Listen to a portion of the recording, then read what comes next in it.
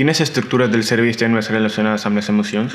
Doncs relacionades amb les emocions, a veure, n'hi ha moltes d'estructures en el cervell i de fet estan totes en constant diàleg, en tenim per tot arreu i depenent de les emocions doncs s'activaran més, respondran més unes o unes altres. Però potser l'estructura més coneguda, la que més s'ha estudiat i la que està més directament relacionada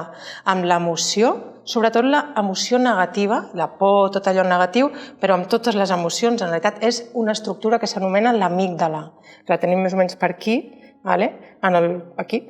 i en tenim dos. I és una estructura superimportant que el que fa és detectar estímuls que ens poden amenaçar, per exemple, del nostre entorn,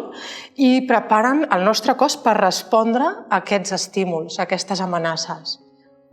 Però en tenim d'altres, n'hi ha d'altres, per exemple, una que es diu el nucli estriat, una altra que es diu l'hipotàlam, per exemple, que està pel mig del cervell i que és el que directament regula i controla i dona l'ordre de que el cos faci unes respostes fisiològiques per adaptar-nos a l'ambient